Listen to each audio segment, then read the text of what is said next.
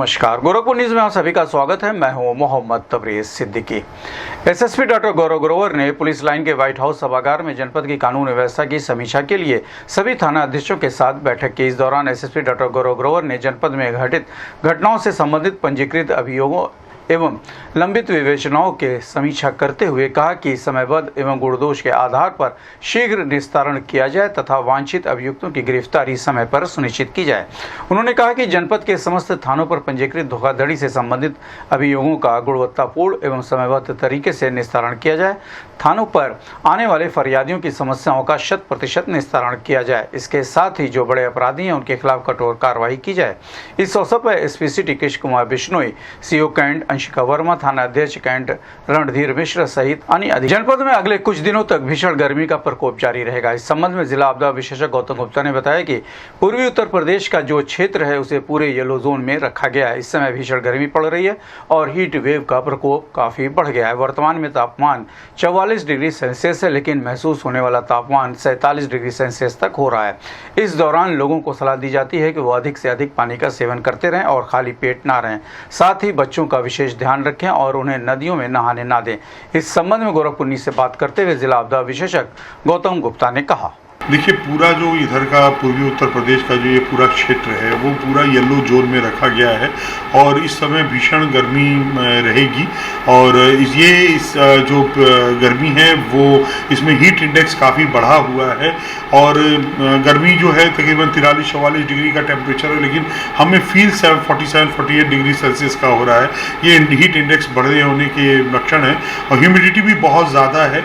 इस सिचुएशन में अधिक से अधिक पानी का सेवन करते रहें, खाली पेट कतई न रहें। बहुत ज़रूरी हो तभी घरों से बाहर निकलें और समुचित सुरक्षात्मक उपायों के साथ ही घरों से बाहर निकलें और विशेष रूप से बच्चों का ज़रूर ध्यान दें। बच्चे प्रायः नदी में नहाने चले जाते हैं, उनका विशेष रूप से ध्यान दें कि नदी घाट क्षेत्र में न जाएं, क्योंकि उससे अप्रिय घटनाएं होने की संभावना रहती है। इसलिए इस समय गर्मी के दौरान सुरक्षित रहना बेहद ज़रूरी है। पूर्वांचल का पहला NBA मान्यता प्राप्त संस्थान KIPM GIDA Gorakhpur quality education और बेस्ट प्लेसमेंट के लिए राष्ट्रीय और अंतर्राष्ट्रीय पुरस्कारों से सम्मानित। Admissions open in BTech, MTech, polytechnic, D Pharma, B Pharma, M Pharma, BBA, BCA, MBA और MCA।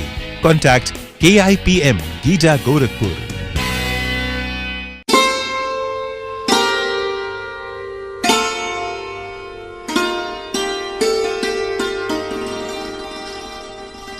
गोरखपुर गोलघर फायर विभाग के स्टेशन ऑफिसर शांतनु कुमार यादव ने मकानों में लग रही आग के बारे में कहा कि अक्सर देखा गया है कि लोग गर्मी के कारण लगातार एसी चलाते हैं। यदि आप एसी चला रहे हैं तो उसे हर 3 घंटे पर 30 मिनट के लिए बंद करते रहें। लगातार एसी चलाने से एसी का कंप्रेसर फट जाता है, इसलिए घरों में एसी चलाने वाले नागरिकों को सलाह दी जाती है कि वो बीच बीच में एसी बंद करते रहें, जिससे आग लगने से बचा जा सके।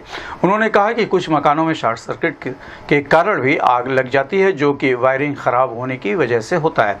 इसलिए घरों में बालू की बाल्टी, पानी और आग बुझाने वाला अग्निशमन यंत्र अवश्य रखें, जिससे आग लगने पर उसे नियंत्रित किया जा सके। उन्होंने कहा कि यदि कहीं आग लगती है तो तत्काल 112 या 101 पर सूचना दें।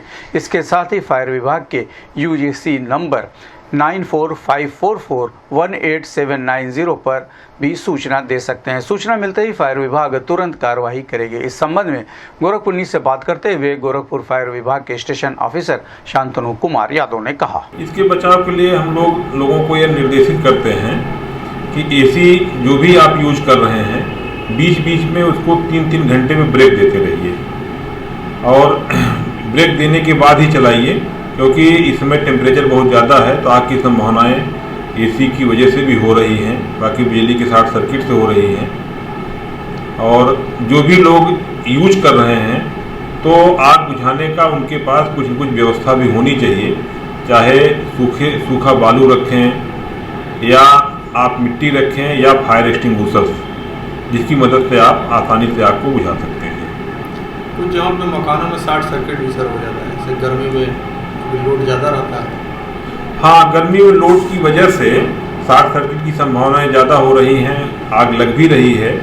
तो उन लोगों को यही है कि आप बीच बीच में अपने जो भी इलेक्ट्रिकल के इक्विपमेंट हैं और इलेक्ट्रिकल की जो आपकी तार की वायरिंग है, इसको किसी न किसी अच्छे माने कॉन्ट्रैक्टर से या मिस्त्री से उसको चेक करा लें कि आपका जो लोड है कहीं लोड से ज़्यादा तो नहीं आप यूज कर रहे हैं। अगर यूज करेंगे लोड से ज़्यादा तो शॉर्ट सर्किट की संभावनाएं रहती हैं। और घरों में EMCB का भी प्रयोग करें कि जब भी शॉर्ट सर्किट हो तो अपने आप को लाइट कट जाए। गोरखपुर पुलिस के रक्तवीर युवा क्लब के सहयोग से पुलिस लाइन के सभागार में रक्त दान शिविर का आयोजन किया गया। इस शिविर में भारी संख्या में पुलिसकर्मी और नागरिक शामिल हुए और उन्होंने स्वेच्छा से रक्तदान किया। नागरिकों ने रक्तदान के महत्व पर कहा कि रक्तदान करने से किसी प्रकार की कमजोरी नहीं आती। उन्होंने सभी लोगों से आग्रह किया है कि वे रक्तदान कर जीवन बचाने में अपना योगदान दें। उन्होंने ये भी बताया कि एक व्यक्ति के रक्तदान से 4 लोगों की जान बचाई जा सकती है।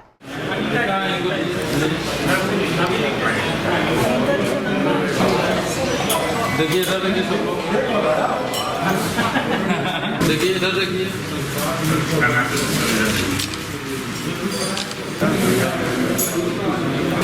लीजिएगा इसमें भी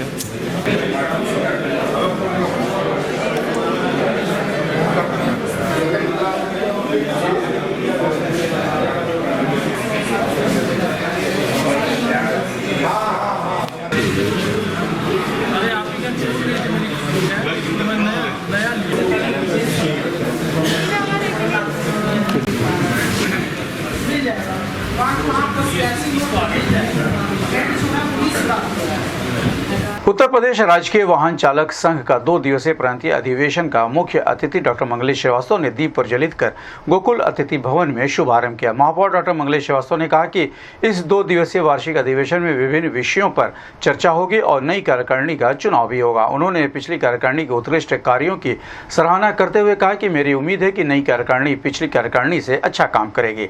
इस अवसर पर गोरखपुर जोन के अपर आयुक्त ग्रेड 1 राजकर सत्संग शशांक शेखर मिश्र, जोनल अध्यक्ष चंद्रजीत मोहम्मद आफाक सहित अन्य लोग मौजूद रहे। इस संबंध में गोरखपुर न्यूज़ से बात करते हुए महापौर डॉक्टर मंगलेश श्रीवास्तव ने कहा, देखिए प्रांतीय अधिवेशन ये राजकीय वाहन चालक संघ राज्यकर उत्तर प्रदेश का है, तो निश्चित तौर से ये 2 वर्ष जैसा आपने स्वयं बताया कि जो है द्विवार्षिक कार्यक्रम है, तो ऐसे में ये गोरखपुर में हो रहा है, हम सबके लिए बड़े सौभाग्य की बात है। और इस 2 दिवसीय कार्यक्रम में नए कार्यकारिणी का चयन भी होगा और विगत वर्षों में जो अच्छे कार्य किए हैं मैं उनको बहुत बहुत साधुवाद देता हूं और बधाई देता हूं। और आने वाले कार्यकारिणी इसके लिए बेहतर और इस संघ को और इस संघ की बेहतरी के लिए और कार्य करे, ऐसी शुभेच्छा प्रकट करता हूं। धन्यवाद। कुवैत में एक भयानक आग लगने की घटना में 50 भारतीयों की मौत हो गई है, जिनमें गोरखपुर के अंगद गुप्ता भी शामिल है। अंगद गुप्ता के निधन की खबर मिलते ही उनके परिवार में शोक पसरा हुआ है।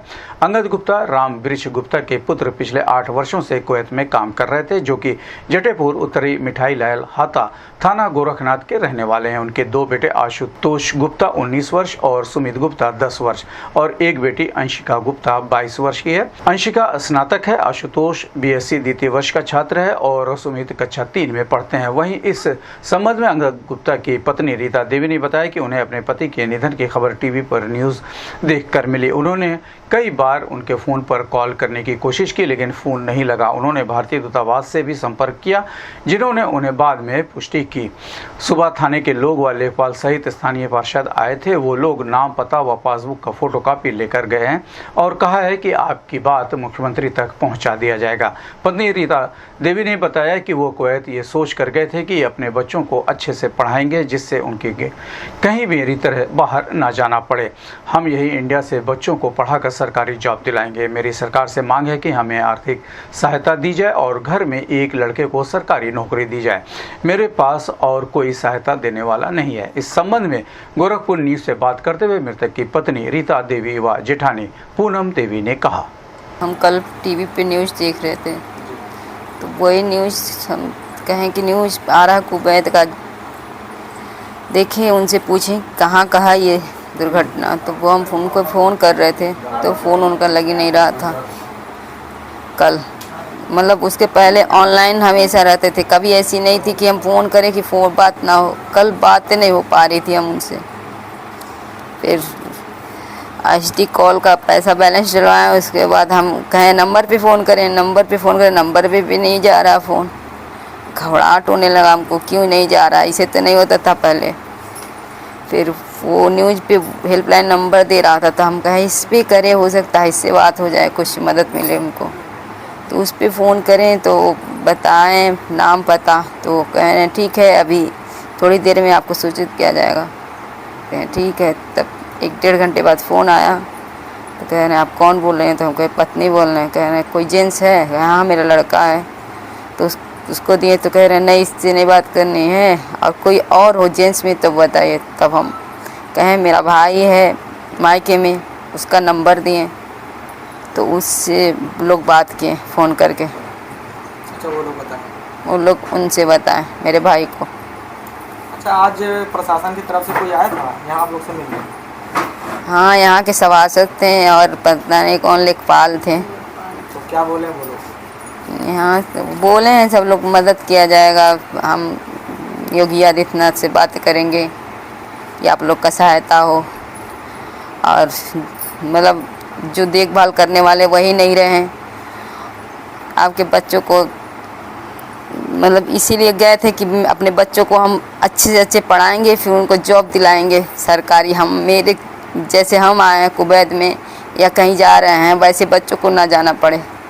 हम यहीं बच्चों को अपने इंडिया में जॉब कर दिलवाएंगे पढ़ा के अच्छे से, इसीलिए वो गए थे सर।